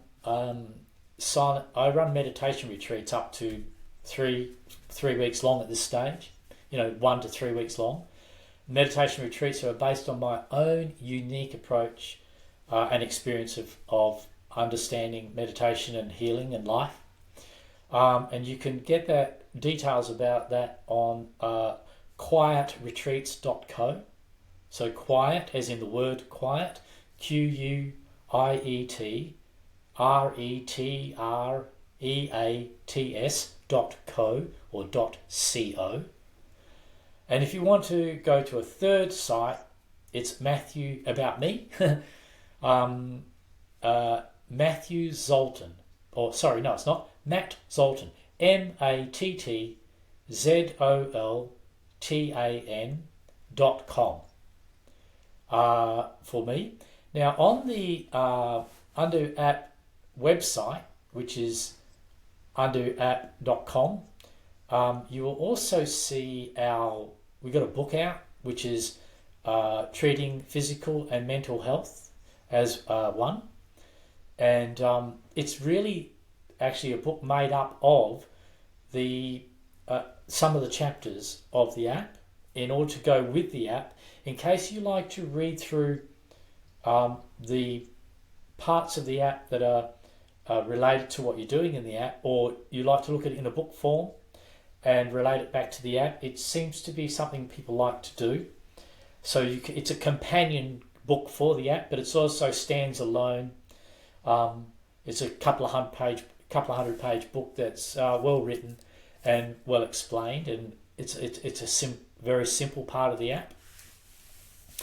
And the final thing I wanted to mention is that for those who are interested in trauma, disassociation, and the cause of this and the healing of this and my take on it, I have a white paper that is published on, and you can get that through the website, and the white paper is on disassociation. And this takes you into a more intellectual, but also still a very down-to-earth approach to understanding this more for yourself. But for those of you who are interested in the meditation retreats, the Undo app is a very good thing to do before you come on retreats. Prepares you tremendously, but if you don't prepare, it doesn't matter. For those of you who are very experienced meditators, the retreats are serious retreats. There's a serious amount of meditation in them, but the guidance in dealing with your pain and dealing with going deeper into meditation will break down a lot of the obstacles that traditional meditation has actually put in place, and you will find yourself becoming very quiet and very deep in your meditation, usually from at least the second day. That goes not just for experienced, but for beginner meditators. And for those of you who have suffered trauma or don't know whether you have or not, but just feel a lot of trouble in your life, you probably have suffered a lot of trauma, and serious trauma, sexual trauma and so on, sexual addicts, that type of thing.